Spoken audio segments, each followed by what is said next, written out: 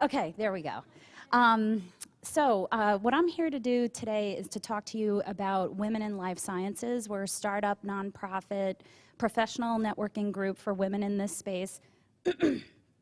It's loosely based on the book Lean In by Sheryl Sandberg. For those of you who don't know, she's the COO of Facebook, and she looks at this issue from the perspective that yeah, there's a glass ceiling, but that's really nothing compared to what we do to ourselves as women with our own self-perceptions, our perceptions of others, our perceptions of how others are perceiving us. You know, insert the crazy squeal on the hamster wheel is basically how it's affected me, my own thinking. So the title of this presentation is Stinkin Thinking or the Glass Ceiling. And she also talks about some basic life skills that as COO of Facebook, she's worth $1 billion. And that's not inherited. You know, there are lots of billion-dollar women in the world, but, you know, it's entirely self-made. And she talks about some really basic life skills that she lacks. And so it's very inspiring. And let's see. Oops, wait a minute. So one of the life skills that she talks about in the book and that I'm going to talk about today, and this is an example of what we talk about in Women in Life Sciences, the idea that bravado is a life skill that is either not encouraged in women or it doesn't come naturally, and it's actually very, very helpful in the workplace. And when you lack bravado, it can hurt, and I'm going to talk about my own experience with that. But as I was thinking about this, I thought, well, what are some cultural icons that I could use to graphically represent what bravado might look like? And of course, I came up with John Hamm from Mad Men. We've all probably worked with people who look like this at times. And then I thought about, well, what does bravado not look like? And I found some pictures of Courtney Cox in Cougar Town. And essentially, what this slide is saying is that not like anybody really wants to emulate Mad Men, because we don't. We're happy those days are over, but man, is that a good show. Basically what it's saying is that if you have a healthy amount of bravado, it can really help to buffer you against the doubt and criticism that you experience in the workplace. It's inevitable, and as you go higher up in the food chain, you can experience a lot more doubt and criticism. And if that is very off-putting, you know, if you don't have a buffer against it, then perhaps it's a natural inclination to avoid situations in which you're going to experience a lot of doubt and criticism. And this is one of the ways that, you know, if you had a little bit more bravado, it could actually help. And also it buffers, you know, perhaps it's a factor in leading to a more positive self-perception. And Sheryl Sandberg actually does talk about feeling like a fraud. $1 billion sitting in the boardroom of one of the most valuable companies on the planet. She's the COO, and she feels like a fraud. Like, how is that possible? And when I thought about this slide, I've actually never, ever felt really, genuinely, regardless of how outgoing I may seem and confident I may seem, I don't think I've ever actually felt any of these things that John Hamm, you know, kind of graphically represents. Unfortunately, the needle has been closer to the Courtney Cox side of the equation, especially that in the middle with the giant glass of wine.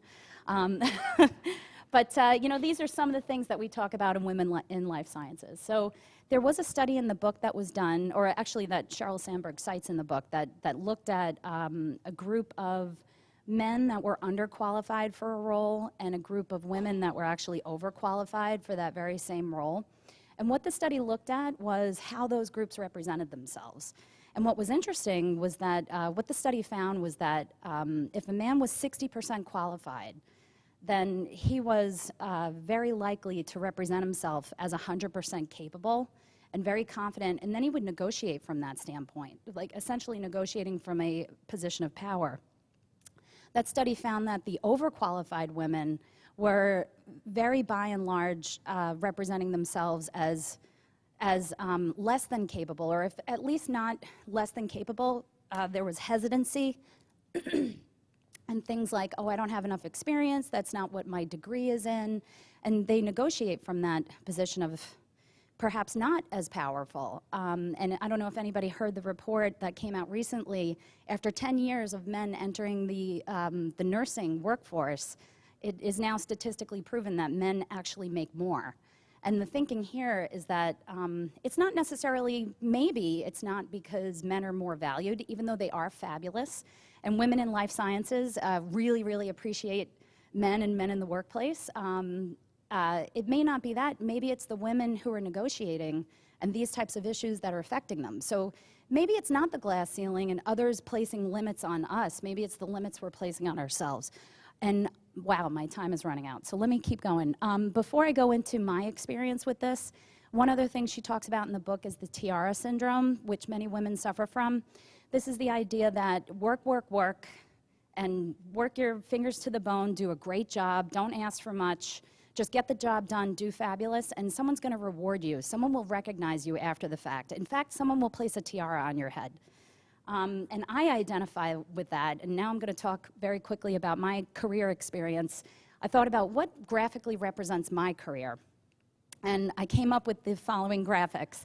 The workhorse is not exactly the most flattering picture of me, but it really does speak to my workaholism, as does the medieval peasant there. You know, these are, I mean, definitely a workaholic, type A, get the job done.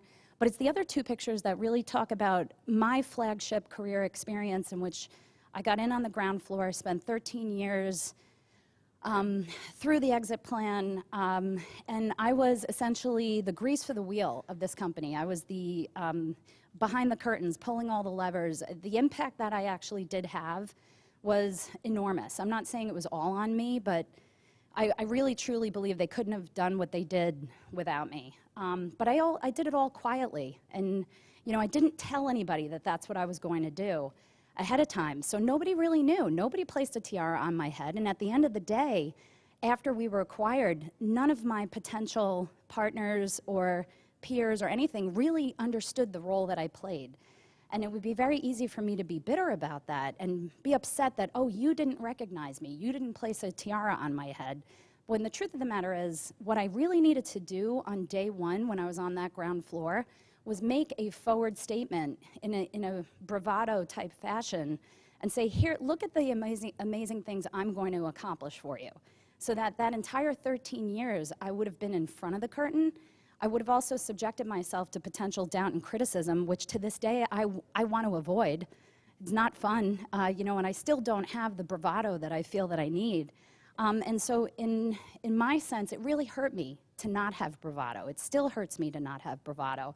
But I'm in Women in Life Sciences because I have discovered that there are many very highly accomplished women in this space, women in the world really, that identify with this. So I'm not alone, and neither are you women in the audience. And thank you very much for listening.